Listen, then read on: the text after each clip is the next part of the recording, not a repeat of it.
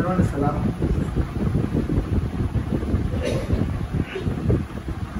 आज आपण इफिस्करास पत्र 5वा अध्याय संपवणार आहोत आणि मग 6व्या अध्यायामध्ये आपण पुढील रविवारी आज 5वा अध्याय आपण संपवणार आहोत. आणि संपवणार आहे इन द सेन्स असं नाही की आपल्याला संपवायचं आहे, त्यातून देवबापाची कृपा आपल्याला पुरवलेली आहे, त्याचा जस्ट एक मागोवा आपण घेणार आहोत आणि शिकणार आहोत की देवा किती आत्मकृतीला आपल्या संधी बोललेला आहे, त्यानं आपल्याला काय काय शिकवलेलं आहे.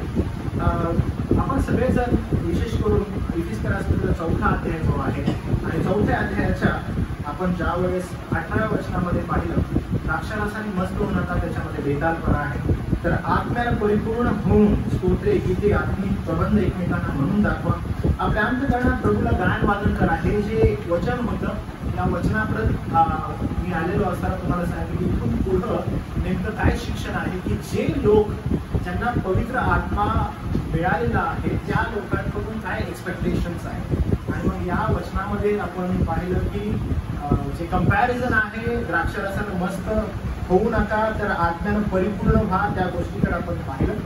आणि मग पवित्र आत्म्यानं भरलेल्या व्यक्तीचं चिन्ह काय, तर स्तोत्रे गीते आत्मिक प्रबंध एकमेकांना बोलून दाखवणं मिथप्रत आपण होतं. आता तिथून जी सुरुवात होती ती फार जबरदस्त होती, कारण मग आपण ज्यावेळेस वचनात पाहिलं वचन 21 मध्ये, त्याच्यामध्ये हे ख्रिस्ताचे भय बाळगून एकमेकाच्या अधीन राहा. कोण ख्रिस्ताचं भय बाळगून अधीन राहू शकते एकमेकाच्या, तर ते मंडळी संदर्भात दिलेलं आहे. आणि इंट्रोडक्टरी पार्ट तो आहे एकमेकाच्या अधीन होणं. का बरं, तर काही गोष्टी पुढे मग नमूद केलेल्या आहेत की मग बायकांनो इथून सुरुवात होते. जर आपण त्याचा मथळा बघितला तर समजण्यासाठी तो मथळा काळ्या ह्याच्यामध्ये इंग्लिश बायबल असो मराठी बायबल असो त्याच्यामध्ये ख्रिस्ती कौटुंबिक जीवन असेल, ख्रिस्ती कौटुंबिक जीवन म्हणजे कुटुंबाविषयी जे काउन्सिलिंग आहे त्याविषयी सुरुवात केलेली आहे.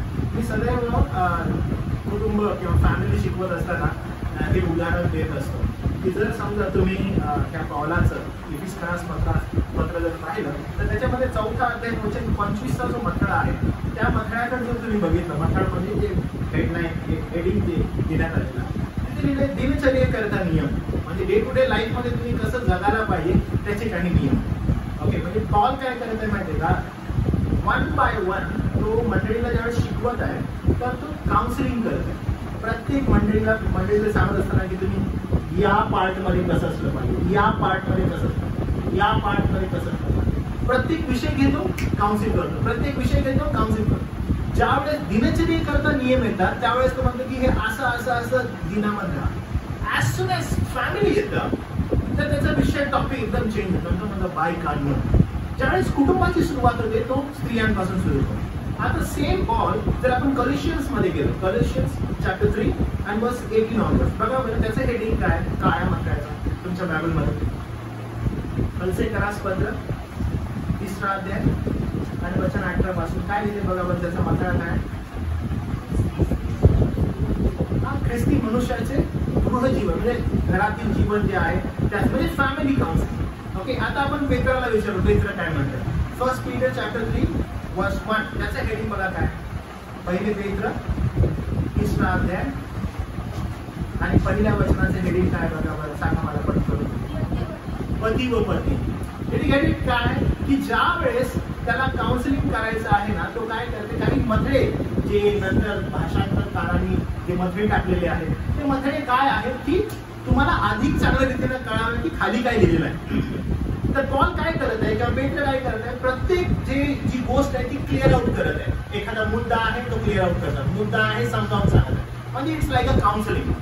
आणि जेव्हा कुटुंब, पती पत्नी, गृहजीवन हे जे सब्जेक्ट येतात त्यावेळेस तो सुरुवात करत असताना स्त्रियांपासून, आणि स्त्रियांपासून करत होतो बायकांनो, स्त्रियांनो, पत्नींनो अशी तो सुरुवात करतो आणि मग कुटुंबाकडे. तर आज आपण कन्क्लूड करणार आहोत. 33व वचन कोणी मी वाचेल, 33वा 5वा अध्याय इफिस्करास पत्र आणि 33वा.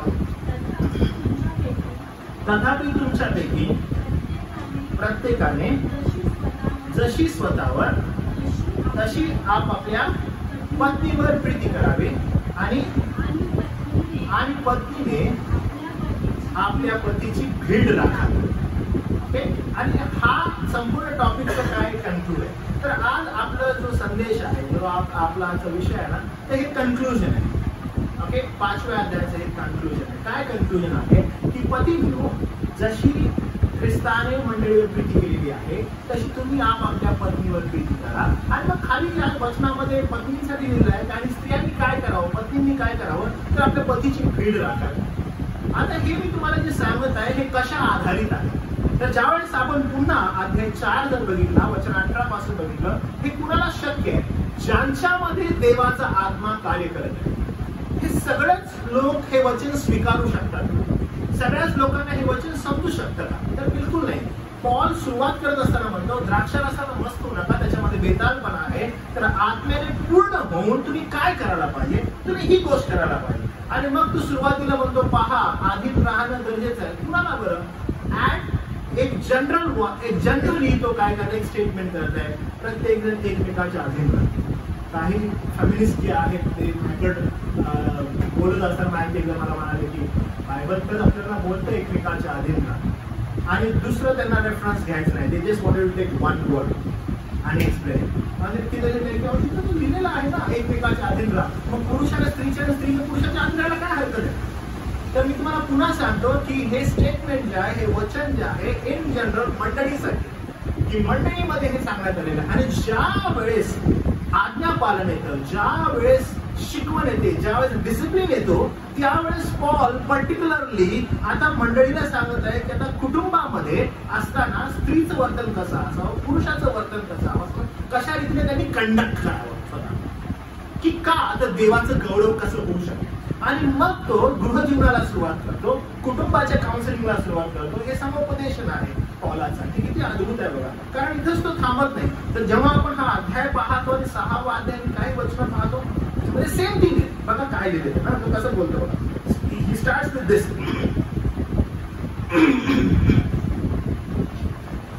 तो म्हणत आहे पहिला स्त्रियांना, मग पुरुषांना. 6वा अध्याय पहिलं वचन बघा, तो म्हणतो मुलांना ओबे युअर पेरेंट्स, तो असं म्हणतो. खाली आलं तर धन्यांना तो सांगतो कसं राहायचंय. म्हणजे प्रत्येक जो टॉपिक आहे तो क्लिअर करत असताना वर्तनक्रम कसं असावं, ह्या जगात तुम्ही ख्रिस्ताचं गौरव कसं करावं, तुमच्या वैयक्तिक जीवनाद्वारे ख्रिस्त कसा गौरविला जातो याचं शिक्षण तो देत आहे. आणि मग तो रेफरन्स कुणाचा देतोय, येशू ख्रिस्त आणि मंडळी. म्हणून आज पुन्हा एकदा मी काय करत आहे की जे आपण गेले 2 संडे शिकलेलो आहोत पतीविषयी, आज आपण त्याला कन्क्लूड करतो की नेमकं सांगण्यात काय आलेलं आहे, नेमकं आपलं लक्ष कुठं असावं, आपलं कॉन्सन्ट्रेशन आणि आपला फोकस नेमका कुठं असावा. तर पुन्हा एकदा मी तुमच्यासाठी वचन 22 पासून वाचायला सुरुवात करतो, वचन 33 पर्यंत. ओके, आणि आपण एक्सपोजिशन याचं करूया. 1 बाय 1 आपण जाऊ आणि शिकण्याचा प्रयत्न करू की पॉल नेमका आपल्याला काय सांगू इच्छितो आणि तो काय सांगत आहे. असं म्हणतात, बायकांनो तुम्ही जशा प्रभूच्या अधीन तशा आपल्या नवऱ्याच्या अधीन असा. आपण जे शिकलेलो आहे त्याचं पुन्हा एकदा मी तुम्हाला रिव्हिजन करतो. पॉल एकदम स्पेसिफिकली स्त्रियांना सांगतो की तुम्ही आपल्या नवऱ्याच्या अधीन असा. तर पुढे जात असताना ओके, हे आपण प्रत्येक वेळेस वचन वाचलं, या ठिकाणी वाचलं, डन. आपण कलसेमध्ये वाचलं, त्याही ठिकाणी स्त्रियांना सांगितलं अधीन राहा, डन. पेत्र पण म्हणतो स्त्रियांना अधीन राहा, डन. पॉल तिमोथेच्या पत्रात म्हणतो स्त्रियांना अधीन राहा. म्हणजे अधीन राहा हे जे सांगणं आहे हे वारंवार आहे. आता अधीन राहणं, आज माझा हा प्रश्न आहे सर्व स्त्रियांना या ठिकाणी बसलेले ज्यांचं लग्न होतं, ओके, तर त्या सगळ्यांना हा प्रश्न आहे की असं काय असेल किंवा असा कसा पती तुमचा असेल की तुम्हाला त्याच्या अधीन राहायला आवडेल. कसा पती तुमचा असला तर तुम्हाला त्याच्या अधीन राहण्यासाठी आवडेल. कसा पती असावा म्हणजे तुम्हाला त्याच्या अधीन राहायला इझी पडेल. कसा पती असायला पाहिजे. It's more than a teaching, preaching, it's a teaching नाव. कसा असायला पाहिजे तुम्हाला म्हणजे तुम्हाला इझी पडेल त्याच्या अधीन राहायला. तो देवाच्या भयात असला पाहिजे पहिली गोष्ट. ओके, असं लोक सांगा कसा पती असेल तर त्याला त्याच्या अधीन राहायला तुम्हाला इझी पडेल. ज्यांचं लग्न झालं नाही तेही सांगू शकतात. ओके, कसा असेल तर बरोबर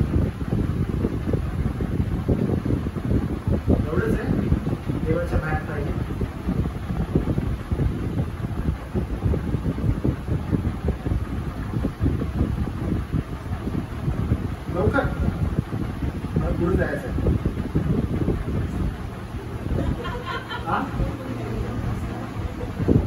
अच्छा, पुढं फसणार आहे म्हणजे एवढा कॉन्फिडन्स आहे की आम्ही बसणार. माझ्याकडे एक लिस्ट होती, त्याच्यामध्ये जेव्हा कधी मी असं सेमिनार्समध्ये म्हणजे आपलं चर्च एवढं बोलत नाही कारण त्यांना ऑलरेडी ठाऊक झालेला आहे की शिक्षण कसं आहे. पण मी जेव्हा कधी सेमिनार्स घेतलेले आहेत कुटुंबाचे आणि त्याच्यामध्ये जेव्हा मी विचारतो त्यावेळेस ते असं म्हणतात की आमचा पती निर्व्यसनी असावा, देवाला धरून राहणारा असावा, आमचा पती मारता नसावा, शिवीगाळ करणारा नसावा, आमचा पती कष्टाळू असावा आणि आमचा पती प्रेमळ असावा, आमचा पती वेळ देणारा असावा. आम्हाला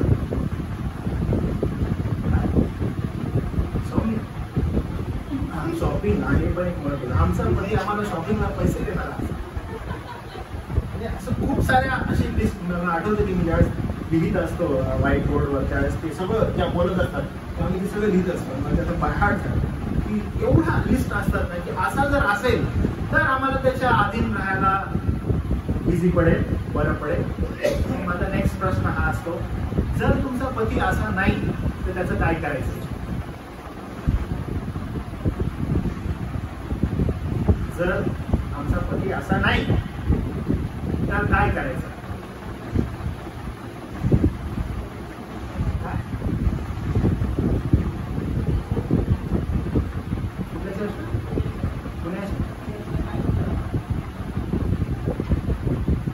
चेचायचं.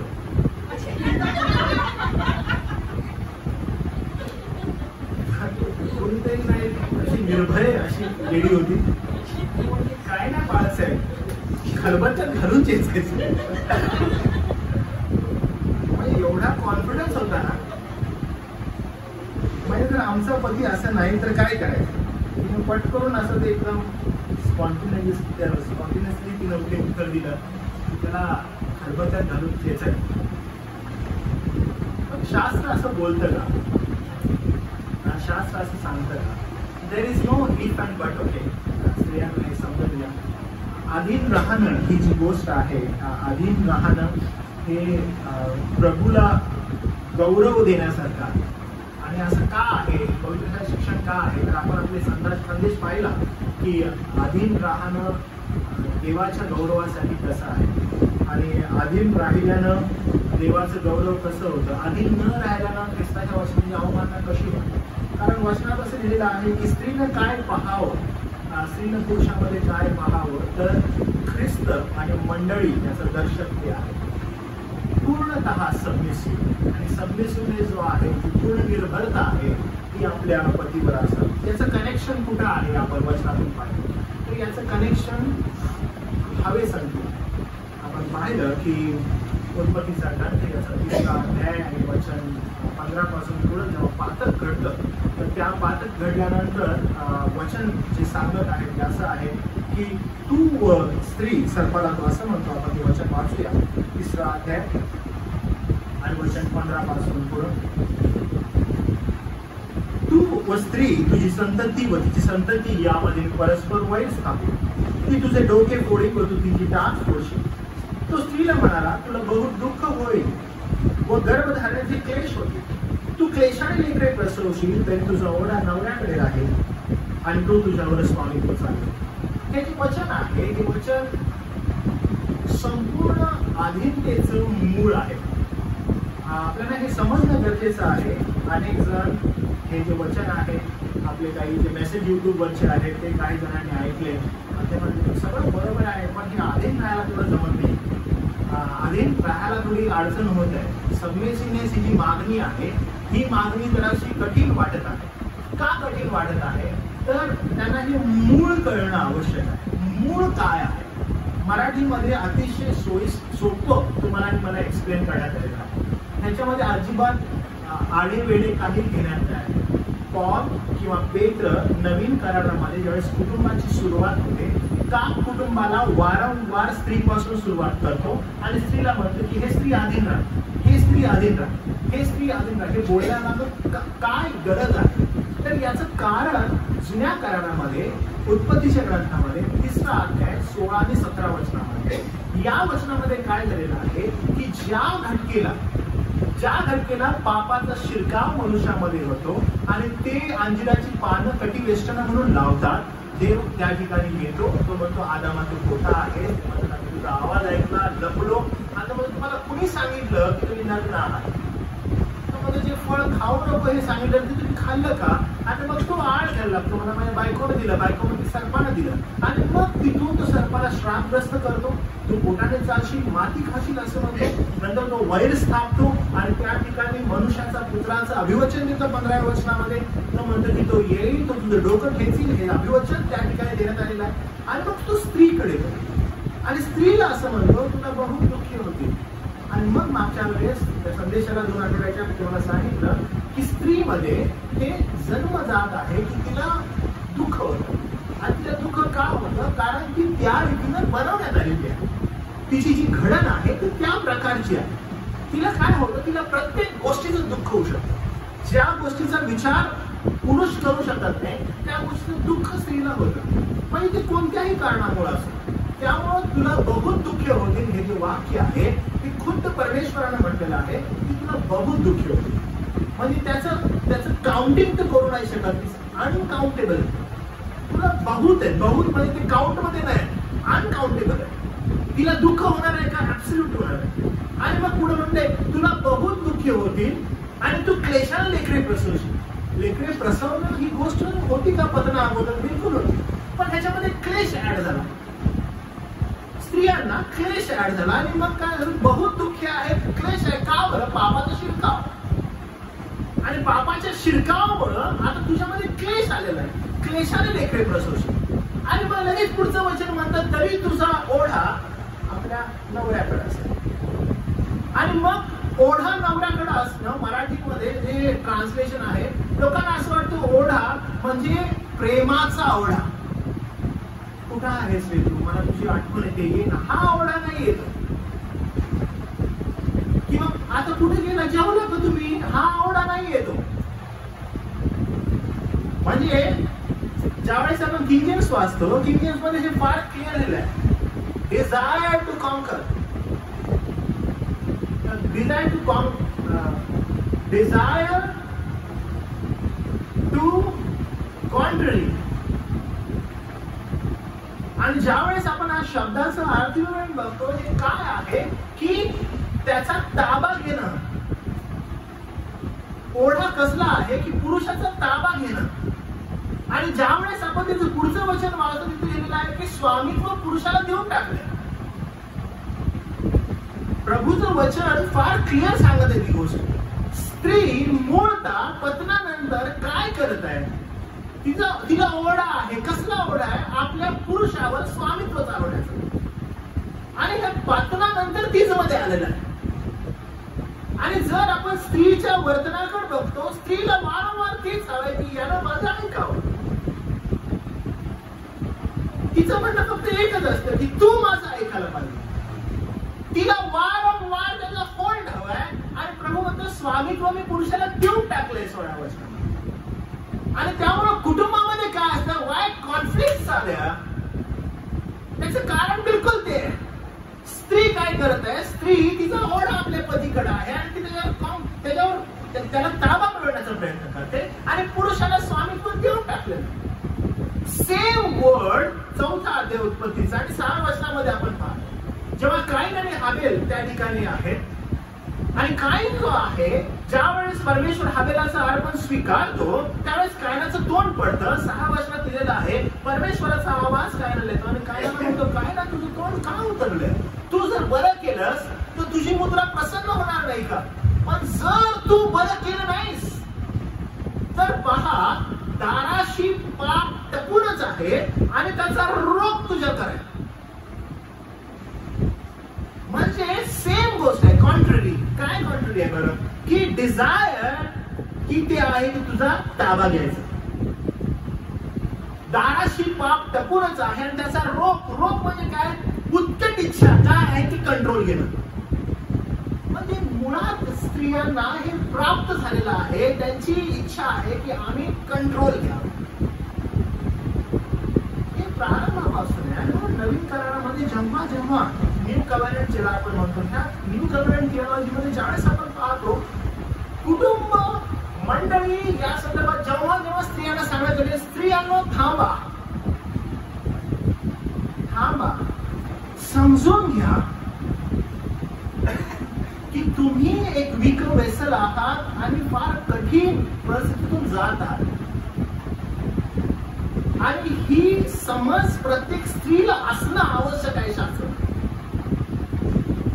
ह्याच्यामध्ये कुठेही असं नाही बरं का, अरे मला बायबल कसं काय गप करतंय, असं कसं काय बोलू शकतं बायबल, मला हा कसला देव आहे. फेमिनिस्ट थिओलॉजी तुम्ही ऐकली की नाही, फेमिनिस्ट थिओलॉजी एवढी भयानक आहे. दे हेट दिस. त्यांनी अख्ख्या शास्त्रामध्ये गॉड ही संकल्पना आहे, देवाला देव आपण ही म्हणतो, त्यांनी बायबल प्रिंट केले आणि शी केलं देवाला. हे फार डेंजर आहे, ही ब्लास्फेमी आहे आणि ते करतायत. ते त्यांना सहन नाही होते. मग पवित्र शास्त्र मुळाकडे घेऊन चाललंय. समजून घ्या, स्त्रीला समजून घेणं गरजेचं आहे की तिची क्षमता काय आहे, तिने स्वतःला कसं कंडक्ट करायला पाहिजे जेव्हा कुटुंब आणि मंडळी येतात. तिला तिची अपॉइंटमेंट काय आहे. कारण पापाचा शिरकाव ज्यावेळेस मनुष्यामध्ये झाला, त्या पातकाचा हा परिणाम आहे. आता परिणाम कसा झाला माहितीये का तुम्हाला.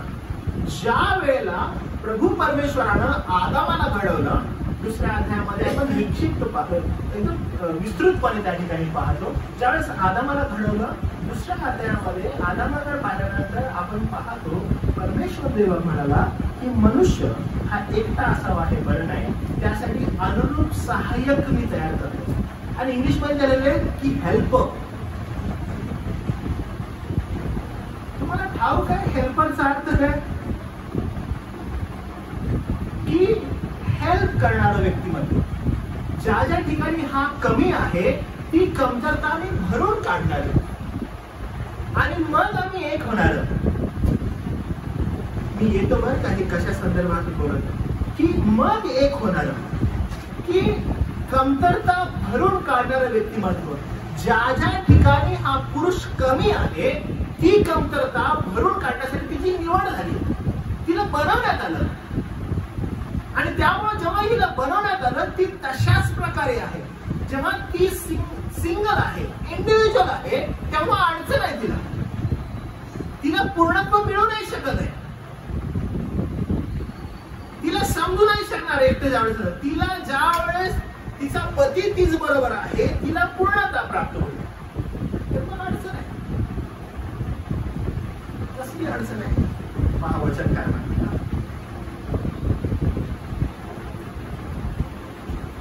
काय म्हणतो बोला. बायकांनो तुम्ही तशा प्रभूच्या अधीन तशा आपापल्या नवऱ्याच्या अधीन असा. हे वारंवार वचन तुम्हाला प्रत्येक कलसीकरास पत्र, तिमोथेचं पत्र, करिंथरास पत्र, त्याच्यानंतर पेत्राचं पत्र याच्यामध्ये वारंवार दिसेल. अनेक जण असं म्हणतात की हो कदाचित काय म्हणतात ना हे कॉन्टेक्स्ट वाईज आहे आणि मग कॉन्टेक्स्ट रिझन देऊन त्या ठिकाणी शिकवण्यात येतं. अजिबात नाही. हा बिब्लिकल कॉन्टेक्स्ट आहे, हा कुठलाच कल्चरल कॉन्टेक्स्ट नाही. याचं कारण मूळ पाप आहे. म्हणून ज्या स्त्रिया आहेत स्त्रियांनी समजून घेतलं पाहिजे की आमची जबाबदारी नेमकी काय. म्हणून मी स्टार्टिंगला प्रश्न विचारला, आमचा पती कसा असेल तर त्याच्या अधीन राहता येईल. मोठी लिस्ट असते. आणि जर आमचा पती असा नाही आहे तर त्याचं काय करायचं. बायबलचं वाक्य एकच आहे, अधीन राहायचं. There is no if and but. जसं पुरुषांचं शिकत असताना आपण बघितलं ना की मला प्रीती करायची, माझी पत्नी कशी आहे याच्यावर माझी प्रीती अवलंबून नाहीये. माझी पत्नी जशी आहे तशी तिचवर मला प्रीती करायची. इन अ सेम लाईन माझा पती जसा आहे तसा मला त्याच्या अधीन राहायचं. का हे सगळं सांगण्यात येत आहे, का बोलण्यात येत आहे? कारण ख्रिस्त आणि मंडळींचं हे चिन्ह आहे. आणि हे प्रत्येक इंडिव्हिज्युअलनं समजणं गरजेचं आहे की ज्यावेळेस ख्रिस्ती कुटुंब येतं त्यावेळेस ही मागणी पवित्र शास्त्रामधून करण्यात आली. ह्याच्यामध्ये दुसरं काहीच मागणी तुम्हाला दुसरी दिसत नाही. आणि त्यामुळे प्रत्येक स्त्री जी आहे तिच्या संदर्भात वचन तुम्ही काय करायचं, अधीन राहायचं. कोणत्या क्षेत्रामध्ये? प्रत्येक क्षेत्रामध्ये. कसा असला तर मला त्याच्या अधीन राहता येईल. तुमची अधीनता त्याच्यावर निर्भर नाही, तुमची अधीनता ख्रिस्ताच्या वचनावर निर्भर असायला पाहिजे. कारण हे वचन ज्यावेळेस आपण वाचतो त्यामध्ये लिहिलं आहे, तशा तुम्ही प्रभूच्या अधीन. जर विवाहित स्त्री लग्ना अगोदर पासून प्रभूच्या अधीन आहे तर लग्न झाल्यानंतर तिला आपल्या पतीच्या अधीन राहायला अवघड जाणार नाही. पण जर ती लग्ना अगोदरच प्रभूच्या अधीन नाहीये, लग्नानंतर तिला पतीच्या अधीन व्हायला जमणारच नाही. त्यामुळे मागणी एकदम क्लिअर आहे. बीइंग सबमिसिव्हनेस, तुम्हाला सांगतो पुन्हा एकदा, इज अ ब्लेसिंग. आणि जेव्हा तुम्ही त्या सबमिसिव्हनेस कट एकदम असं तिरक्या नजरेनं बघू लागता की काय बाबा इट विल हार्म यू. पण सबमिसिव्हनेस हे एक आशीर्वाद आहे. का बरं? कारण स्त्रीला देवाच्या वचनातून सांगण्यात आलेलं आहे की बाई जे झालेलं आहे, आता ज्या वेळेस तू तुझ्या प्रगतीशील पवित्रीकरणामध्ये पुढे जात आहेस, त्या प्रगतीशील पवित्रीकरणाला ज्या वेळेस हे जे होलीनेस आहे, हे जे सॅन्क्टिफिकेशन आहे, आणि ही हा जो प्रवास आहे, ह्या प्रवासामध्ये पुढे जात असताना तुझ्यासाठी काय आवश्यक आहे, तुझ्यासाठी काय गरजेचं आहे? One thing, submissiveness. Let him take the control. आणि तुम्ही कोण आहात? We are just behind him, helping him in every way. कसं पुढे जाता येईल, कसं देवाचं गौरव करता येईल, त्यासाठी आम्ही बाहेर आहोत. पेत्र काय म्हणतो? पेत्र फार सुंदर म्हणतो. पहिले पेत्र 3 अध्याय वचन 1, 2, 3 वाचा बरं. काय म्हणत आहे तो? कोणीतरी मोठा लवकर. 1, 2 आणि 3.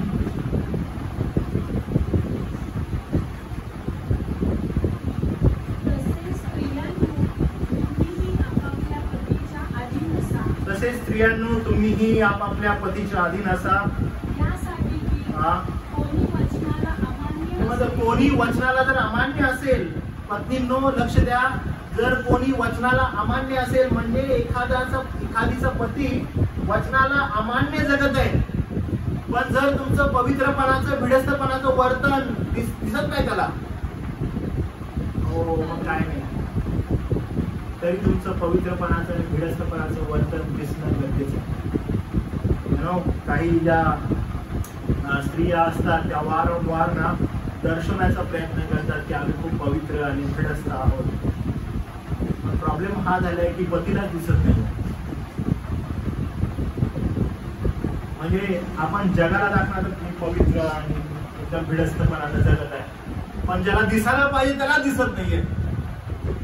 But we wanted to make him villain in front of everyone, and that's why ओ मी खूप चांगली आहे, तोच बघा ना कसा आहे. त्याला त्या खिडकीत टाकायचंय आणि मला चांगलं राहायचं. कोणी बघायला पाहिजे दॅट मॅन. काल तुम्हाला आठवतं आपण म्हणते 5 आणि 14 पासून पुढे घेतलं, त्याच्यामध्ये लेट युअर लाईट शाईन. तुमचा प्रकाश कुठं पडावा? घरामध्ये. कुणी पाहावं? घरातील लोकांनी. गडबड कुठं असते माहिती आहे का?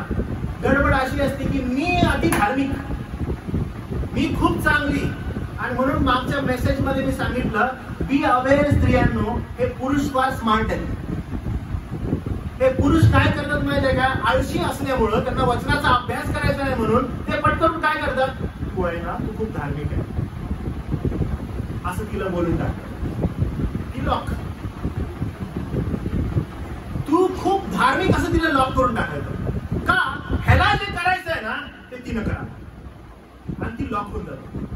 मग काय झालं ना, हो ना बरोबर आहे, कारण ती तिच्या अशक्तपणामध्ये जगत आहे, ती तिच्या ह्या देहातील पातकासाठी लढत आहे. तिला काय हवंय, एवढंच पुष्पाने तू खूप धार्मिक आहेस, तुझी प्रार्थना खूप चांगली आहे, मला एवढं नाही कर, आणि मुळात मनुष्य भ्रष्ट, त्याला तेवढंच हवंय. एकदा बोललीच भाजी घरा संपलो, आता काय तिला करू दे, जमलं. आणि मग त्या स्त्रिया मग छातीला बायबल कवटाळून इकडे तिकडे फिरतात. काय करता हो, नाही हो माझ्या नवऱ्याला लय काम आहे, आणि मी धार्मिक, मी बायबल वाचणारी, मी प्रार्थना करणारी, मी अमुक मी तमुक, तुमचा नवरा असा नाही करत. आणि तो कुठल्या कॅटेगरीत आहे, विलन, फुल विलन. मग नाही हो बिघडले ते, बायको तेवढी चांगली आहे बघा, तिला पण तेवढंच कानाला ऐकायचं.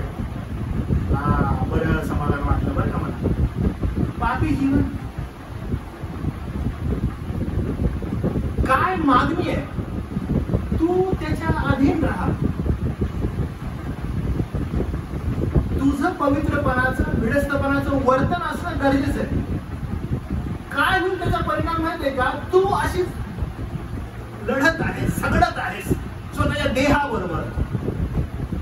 जेव्हा तुझे सगळं झगडत आहेस, काय होणार आहे, जेव्हा लोक तुझ्याकडे पाहतील की ही आपल्या वैयक्तिक जीवनामध्ये कशा रीतीने चाललेली आहे, तेव्हा वचना वाचून त्या पतीला मिळवून घेण्यातील मंडळीमध्ये तेवढी क्रेडिबिलिटी त्याची तयार होईल, फार आवश्यक आहे. आणि मग पुढं शिक्षण काय दिलेलं आहे बघा, वाचा पुढं कोणीतरी, पहिले पेत्र 3 अध्याय आणि पुढची वचन. तुमची शोभा केसाचे गुंफणे, सोन्याचे दागिने घालणे, उची पोशाख करणे अशी बाहेरून आणलेली नसावी, जो सौम्य व शांत आत्मा देवाच्या दृष्टीने बहुमूल्य आहे,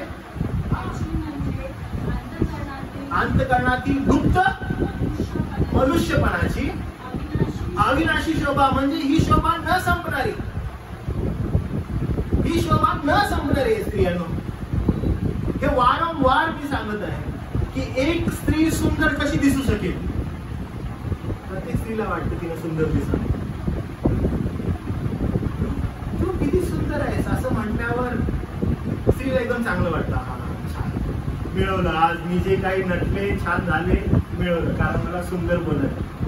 पवित्र शास्त्र ब्युटी टिप्स देतं, तू सुंदर कशी दिसशील, बी सबमिसिव्ह. तुम्हाला माहिती उदाहरण कोणाचं आहे, पूर्वी देवावर आशा ठेवणाऱ्या पवित्र स्त्रियाही तशाच वागल्या. उदाहरण आहे सारा. ही सारा 90 वर्षाची लख्ख म्हातारी सुंदर दिसते. अभिमलेख फारो राजा तिला आपल्या घरी घेऊन जातात का, राणी बनवायला, एवढी सुंदर आहे. 90 वर्षाची लख्ख म्हातारी एवढी सुंदर आहे. आणि हा काय करतो पेत्र, तिचं उदाहरण देतो की ती तशी अब्रामाला आपला धनी म्हणून त्याच्या आज्ञेत राहील. स्त्रिया म्हणतील बाळासाहेब आम्हा जरा घरी चला, माझ्या अब्रामला बघा, तो अब्राम होता, हा माझा तर बघा, मग तुम्हाला कळेल मला अडचण कुठे चालली आहे.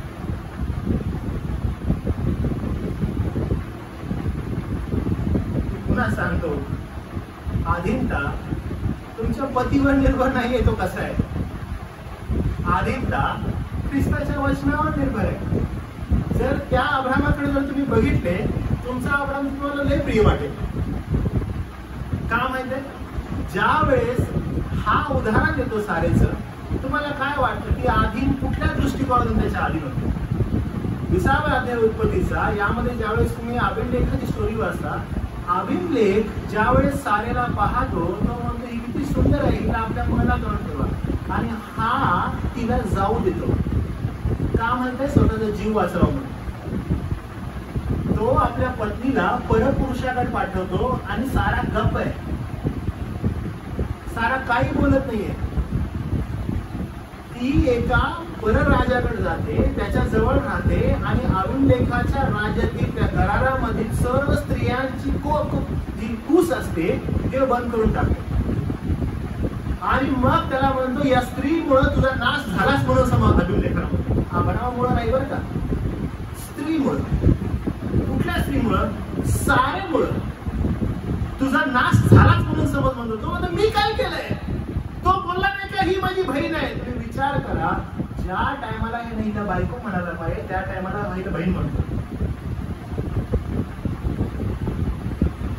ही माझी लांबची बहीण आहे.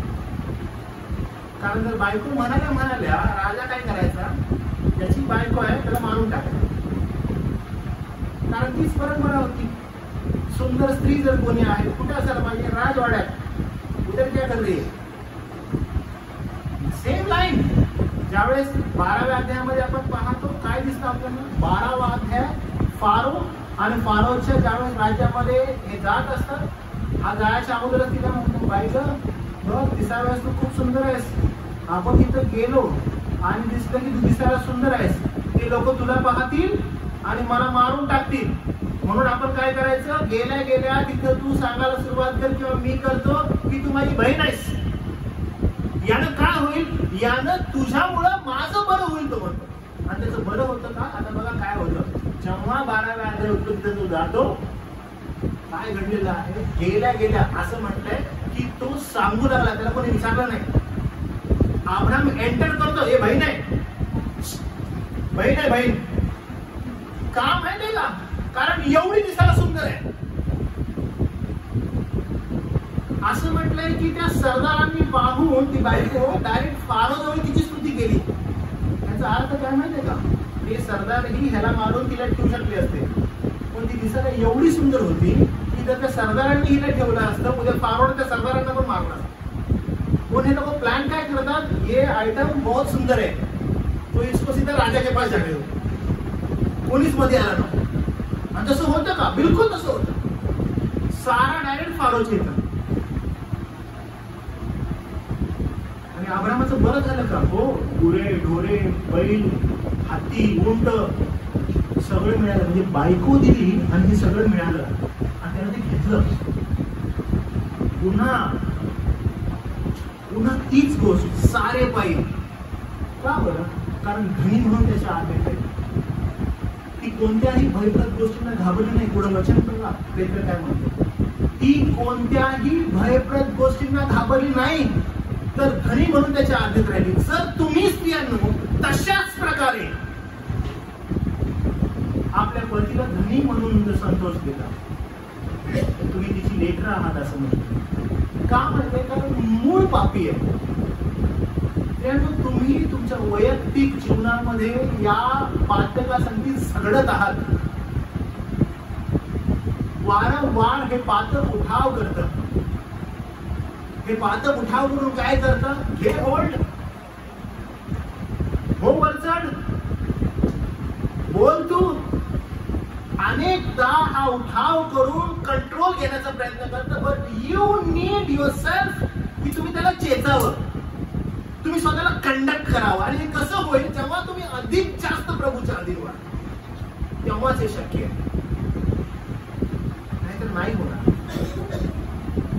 का असं म्हणायला मी वारंवार हे सांगतो स्त्रियांना फार सोपं आहे, पण त्यांनी स्वतःहून हे अवघड करून घेतलं. हे फार सोपं आहे. काय करायचंय? Just to be submissive. आणि तुम्हाला माहित आहे तेवढंच होत नाही.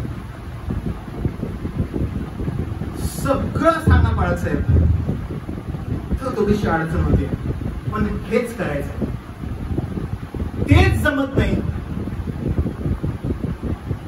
तेच जमत नाही, पण ते करायला सांगितलंय. का? कारण जी जबाबदारी ह्या पुरुषाला देण्यात आलेली आहे त्याचं कंपॅरिझन जे आहे ते सरळ सरळ ख्रिस्ताबरोबर आहे.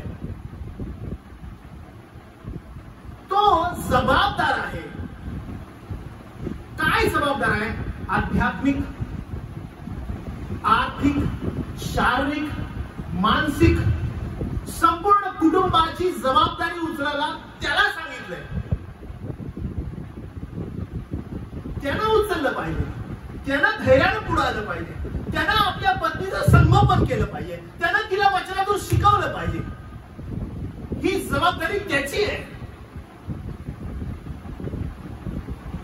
पण जर हे तो करत नाही आणि तो एवढा चाणाक्ष आहे, एवढा स्मार्ट आहे, पहिल्यापासून ते करत आहे.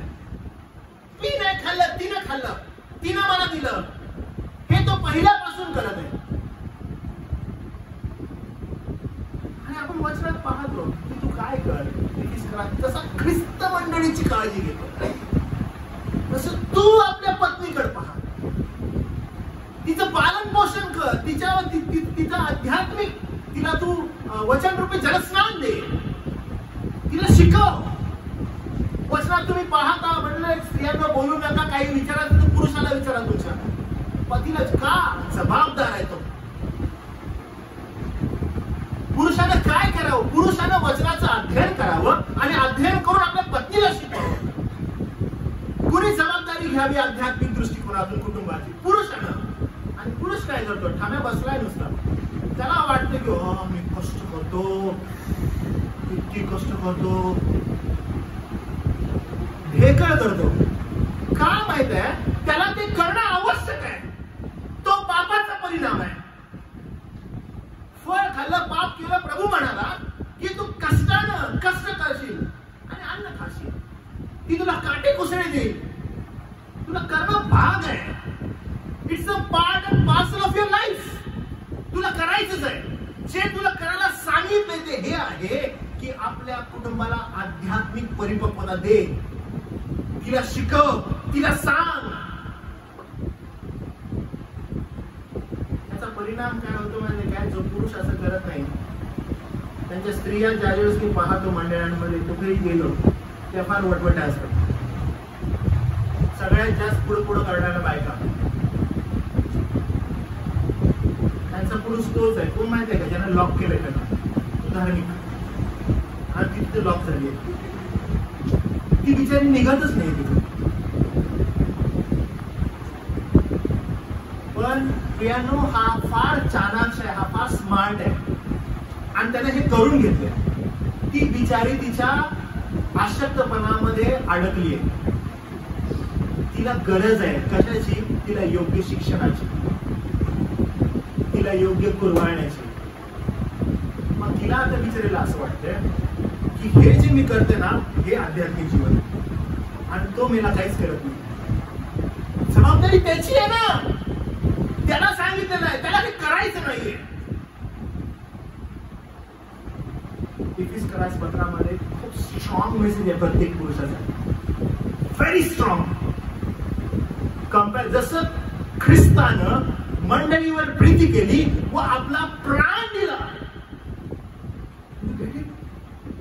जशी ख्रिस्ताने मंडळीवर प्रीती केली व आपल्यासाठी प्राण दिला, म्हणजे दॅट एक्सटेंट तुम्ही आपल्या पत्नीवर प्रीती करा. जशी स्वतःवर करता तशी. पुरुषा जशी स्वतःवर करतो तशी आपल्या पत्नीवर प्रीती कर. तिला तू वेगळं करू नकोस, कारण जर ती वेगळी झाली, ती स्वतःच्या पातकामध्ये एवढे तिला वाटतं की हो मीच सगळं भारी आहे, ती मस्त सुटली आहे. आणि स्त्रियांनो मी तुम्हाला सांगतो की तुम्ही जे काही करता, भले ते आध्यात्मिक कानाला ऐकायला असो, दिसायला असो, तुमचा नवरा जर तुमच्या बरोबर नाही, तुम्ही भोपळा आहे मोठा.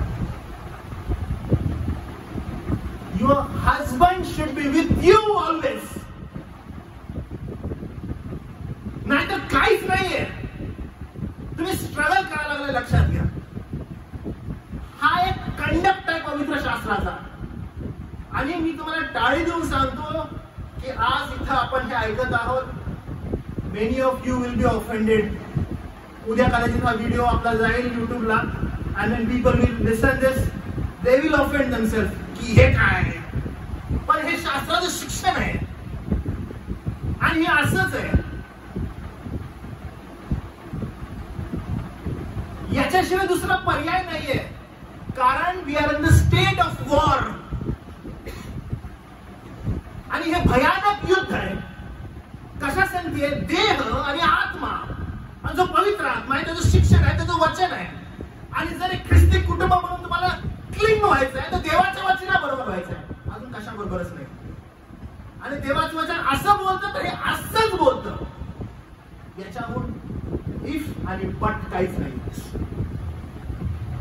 याच्यामध्ये कदाचित एखादी स्त्री खूप शिकलेली आहे, खूप मोठी आहे आणि तिला खूप पगार आहे, but she need to know की मला कसं माझं कंडक्ट करायचंय, माझी अपॉइंटमेंट काय आहे, माझा स्ट्रगल काय आहे, पापाचा परिणाम काय आहे, मजवर कसा आलेला आहे, मला काय सांगण्यात आलेलं आहे, माझ्या पती संदर्भात मी कसं प्रभूकडे जायचं आहे, त्यासाठी मी कशी प्रार्थना करायची आहे, माझ्या पतीनं मला कसं वचनरूपी जलस्नान द्यायचं आहे आणि कशा रीतीनं आम्ही आज कुटुंब पुढे जाऊ, हे फार आवश्यक आहे. एका आमच्या सेमिनार मध्ये एक स्त्री आली, एकदम प्रॅक्टिकल क्वेश्चन घेऊन. एकदम प्रॅक्टिकल क्वेश्चन आहे. मी म्हटलं काय क्वेश्चन आहे तुमचा, आणि कौटुंबिक जीवन शिकवलं. काय झालेलं आहे घरामध्ये, मी त्यांच्या आधीनच आहे बरं का. मी म्हटलं अच्छा, पण काय झालेलं आहे ऑफिसमध्ये ना, मी त्यांची बॉस आहे, आता मी कसं अधीन राहू. तुम्हाला माहिती आहे उत्तर काय होतं, काम सोड, जी गोष्ट तुमच्या अधीनतेमध्ये येईल ठीक आहे सोडून द्या, दुसरं पकडा ज्या ठिकाणी तो नाहीये. पण भले तुम्ही काम करताय, भले तुम्ही पैसे आणताय, वारंवार हे सांगतो स्त्रियांना. अनेक स्त्रियांना असं वाटतं आम्ही काम करतो पैसे आणतो, किती थकतो आम्ही, किती कष्ट करतो, बट नाही. तुमची फर्स्ट प्रायोरिटी तुमचं कुटुंब आहे. तुम्ही काम करून आपल्या पतीला हेल्प करत आहात, आणि पती जर बिनडोक आहे, बिनकामाचा आहे, त्यासाठी प्रभूजवळ जावा, प्रार्थना करा, त्याला एन्करेज करा, त्याला कष्ट करा, कारण ते त्याला करायचंय, त्याला हे करणं भागच आहे. त्याला जी अपॉइंटमेंट देण्यात आली आपल्या कुटुंबाच्या आध्यात्मिक जीवनाविषयी, त्यासाठी तो अपॉइंटेड आहे. त्यांना आपल्या पतीला आध्यात्मिक रूपी शिक्षण देणं, तिला वचनात चालवणं, तिनं मग आपल्या मुलांना, आपल्या मुलाबाळांना वचनाचं शिक्षण देणं, हा जो फोकस आहे, हा जो फॉर्मॅट आहे, तोच फॉलो झाला पाहिजे. नाही झाला तर तो धूर्त सैतान कुटुंब जे आहे त्याच्यावर तो कॉन्सन्ट्रेट करत आहे, and then you listen, divorces. आणि मग मी कधी वर्ष झाल्यानंतर कुटुंबाला जाऊन विचारतो कसं काय चाललंय अंतर फॅमिली, हा आता बरं चाललंय. बायको कशी, हा आता बरीच म्हणायची, काय आता बाळासाहेब लग्नाला 15-20 वर्ष झाली, सेम टू सेमच आहे. बाळासाहेब कसं काय तुम्ही, कसं काय तुमचं, हा ठीक आहे. अजून एक 25-1 वर्ष झाले त्यांना विचारलं कसं काय अंकल, बरं आहे का सगळं, आता बरंच म्हणायचं बाळासाहेब, फक्त प्रार्थनाच करा. There is no intimacy, enjoyment in marriage. मरगळलेलं लग्न, सक्षमता नाहीये, त्रास आहे, अडचण आहे. अपॉइंटमेंट काय, ख्रिस्त आणि मंडळी याचं दर्शक, आणि तेच होत नाहीये, तेच जमत नाहीये. अपॉइंटमेंट समजून घ्या, आपला कॉल समजून घ्या काय आहे, आणि मग ज्यावेळेस आपण 33व्या वचनाकडे जातो, इफिस्करास पत्र आणि त्याचा 5वा अध्याय आणि 33वा वचन. तथापि इंग्लिशमध्ये ESV मध्ये असे लिहिले हावेवर, इंडियन मध्ये नेव्हरदलेस. तुम्हाला माहिती आहे नेव्हरदलेस म्हणजे काय, ऑप्शनच नाहीये. डू ॲज अ से, जे सांगण्यात आलेलं आहे तसंच करायचं आहे.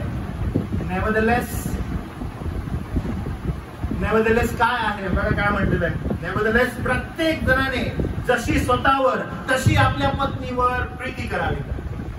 लव्ह युअर वाईफ, ख्रिस्तानं मंडळीसाठी केली तशीच प्रीती करा. पूर्ण सबमिसिव्हनेस जी पत्नी आहे ती करत आहे, समर्पण. आणि पतीनं काय केलं, ख्रिस्तानं काय केलं मंडळीसाठी, अर्पण, आणि आपली प्रीती प्रगट केली. आणि मग असं लिहिलं, आणि बायकोने आपल्या नवऱ्याची भीड राखावी, भीड राखावी आणि त्यांना असं वाटतं रिस्पेक्ट द्यावा. रिस्पेक्ट नाही बरं का, रेव्हरन्स. रेव्हरन्स म्हणजे माहिती तुम्हाला काय? भीड राख, रेव्हरन्स. रेव्हरन्स म्हणजे उच्च स्थान देणं. पती पत्नीला म्हणत हिला खेळत नाही, आमचं काय, हिला काय अक्कल नाही, हिला काही समजत नाही. पती असं पत्नीला ट्रीट करतात.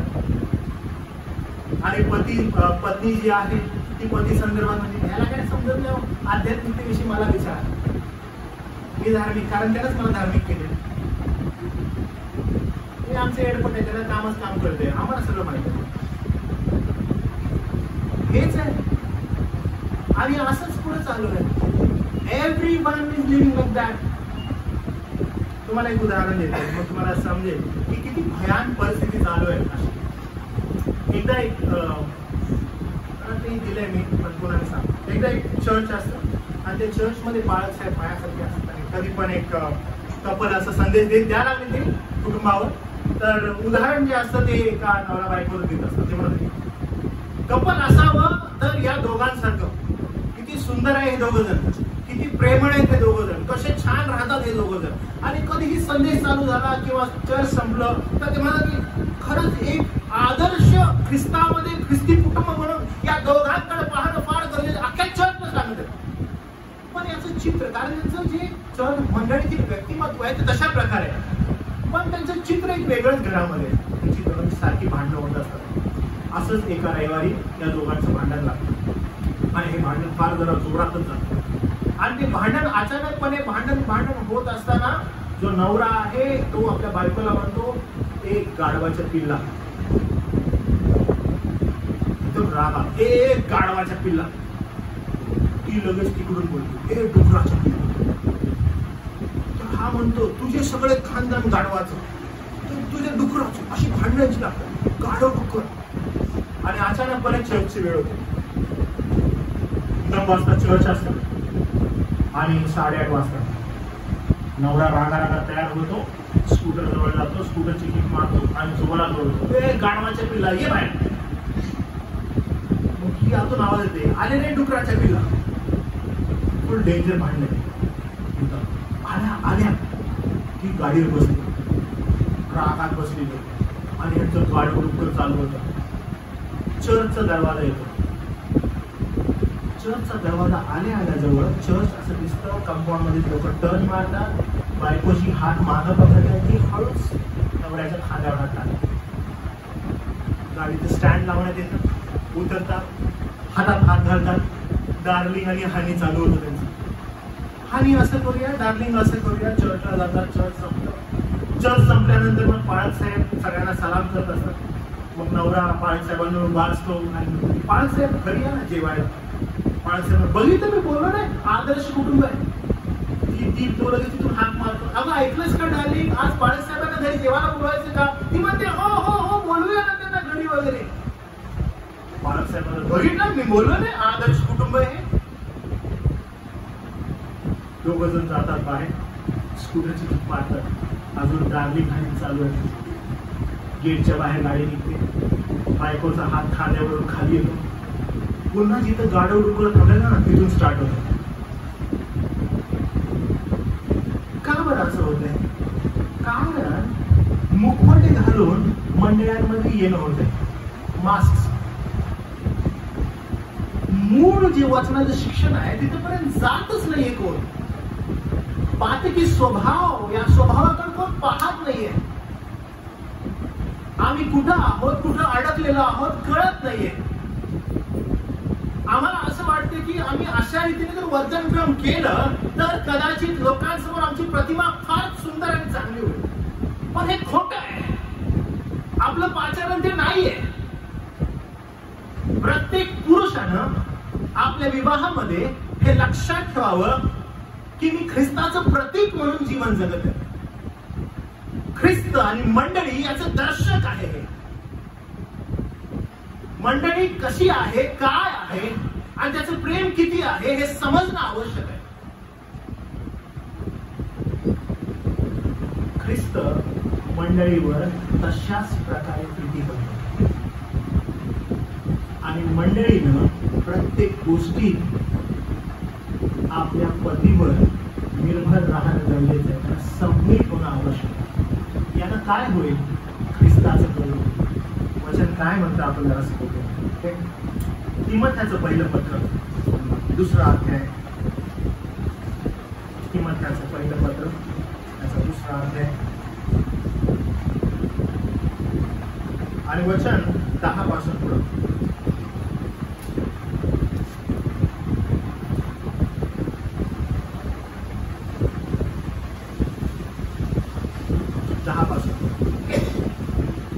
वाचा कबुली पट करून.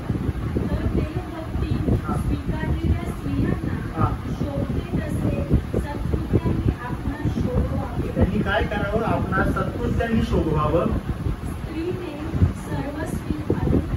तिनं सर्व अधीनतेनं निमूटपणे शिकावे. कोण शिकवायला पाहिजे? हा पती. तो रिस्पॉन्सिबल आहे आणि तिचं काम काय? अधीनतेनं शिकावं. जोपर्यंत स्त्री हे मान्य करत नाही की हा जो परिणाम आहे हा पातकाचा आणि हवेद्वारे मजमध्ये आलेला आहे, पण प्रभूमध्ये मी ख्रिस्ताचे आभार मानते की त्यानं मजसाठी ही तरतूद केलेली आहे. म्हणून मी सांगत आहे की सबमिसिव्हनेस इज अ ब्लेसिंग. या पातकमय गोष्टीतून, या बॉन्डेज मधून प्रभूचं वचन तुम्हाला आणि मला सांगतं की प्रोग्रेसिव्ह होलिनेस मध्ये तुम्ही कसं चालाल, तुम्ही कसं स्वतःला कंडक्ट कराल, हे तुमचं पाचारण आहे. आणि स्त्रीने हे समजणं गरजेचं आहे. स्त्री जोपर्यंत हे समजत नाही तोपर्यंत तिला अधीनता कळणार नाही, आणि जोपर्यंत तिला अधीनता कळणार नाही वचनाची निंदा ती करत राहणार. तिथाचं पत्र याचा 2रा अध्याय आणि वचन 7 पासून पुढं काय म्हटलं, 5 पासून पुढं. त्यांनी कसं असावं? स्त्रियांनी मर्यादशील, शुद्धाचरणी, घरचे काम पाहणाऱ्या, मायाळू, आपल्या नवऱ्याच्या अधीन राहणाऱ्या असे असावे. जर त्या असे असल्या तर काय होईल? वचन म्हणतं म्हणजे देवाच्या वचनाची निंदा होणार नाही. जर स्त्री आपल्या पतीच्या अधीन नाही तर काय होतं? वचनाची निंदा होते. हे समजून घ्या. जर स्त्रीला असं वाटतं की नाही मला वचनाची निंदा करायची नाहीये तर तिनं काय करावं? तिनं अधीन राहावं, कारण हा आशीर्वाद आहे. तिला यासाठी अपॉइंट करण्यात आलं. तू प्रतीक आहेस मंडळीचं आणि ख्रिस्त तुला पूर्ण करत आहे.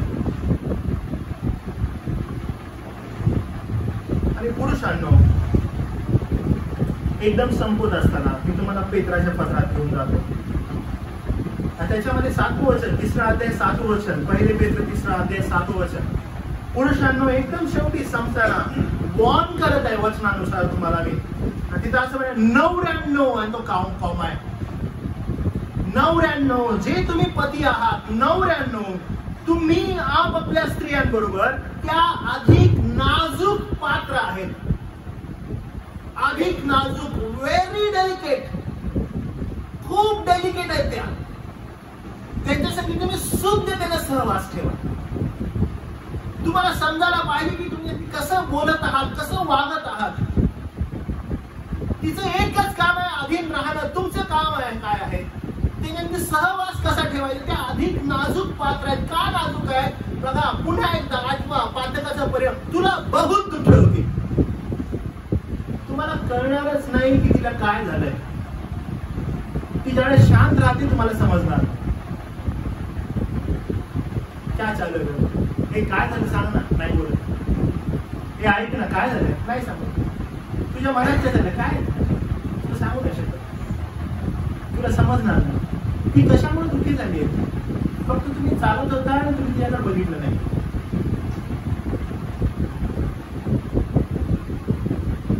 ती कशाने दुःखी होऊ शकते? ती शून्यतेने सहवास ठेवा.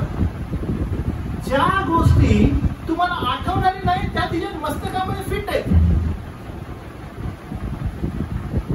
ती अधिक नाजूक पात्र आहे. शून्यतेने सहवास ठेवा. का बरं? वचन काय म्हणतं बघा, काय म्हणतं ना, जीवनरूपी कृपाधनाचे त्यांचे तुम्ही वतन बंधू असे त्यांना माना. मगासपासून जेव्हा मी आधीन बोलत आहे, अनेकांना असं वाटेल की आधीन राहायला सांगतो याचा अर्थ मी हायर आहे आणि ती लोअर आहे. आधीन राहा असं काहीतरी बोलण्यात. बिलकुल असं नाहीये. शास्त्र म्हणतं की तुम्ही दोघ जण जीवनरूपी कृपादानाचे वतन बंधू आहात. You are equal in the sight of God. तारणामध्ये इक्वल, वतन बंधू, समान स्वर्गीय राज्यामध्ये. बिकॉज ऑफ सिन, पाप, आणि पापाचा परिणाम असा झाला की तुम्हाला हा कंडक्ट देण्यात आला या जगामध्ये. Because we are weak enough individually. Strong कधी व्हाल?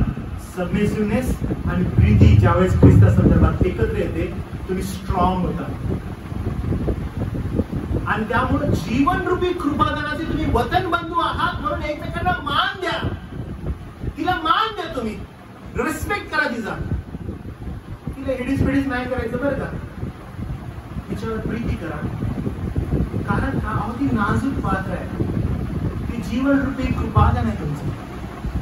मला आठवतं की ना, हे उदाहरण सारखं देत असतं. हसतीये सध्या. एकदा ज्यावेळेस आजवय तिच्या पोटात होता, तर मी ना रागामध्ये तिचा हात आहे ना असं पकडून ना, रागात इन द सेन्स काय केलेलं होतं. आता तिचं ते बोलणं आहे, सांगणं आहे, ते खूप डेंजर आहे. मी सांगतो कसं आहे. मी काय केलं, तिचा हात असा पकडला आणि असं केलं तिला. ओके, असं. ती काय करते माहिती आहे का, अजून पण बरं का, म्हणजे अजूनही ती ज्यावेळेस आता हे वर्जन, तिच्या वर्जन मध्ये ती माझ्या मुलांना अशी सांगते, पप्पा आहे ना, जेव्हा आजवी तू गरोदर होते तिच्यासाठी, तेव्हा ना पप्पाने असा हात पकडला नसा, असं मला केलं. हो, तिचं वर्जन फार वेगळं आहे ते. ज्या वेळेस आपण वचनात पाहतो, आपल्याला दिसते की तुम्ही जीवनरूपी कृपादानाचे भागीदार आहात. तुम्ही त्यांना काय करा, तुम्ही त्यांना मान द्या, तुम्ही त्यांना रिस्पेक्ट करा.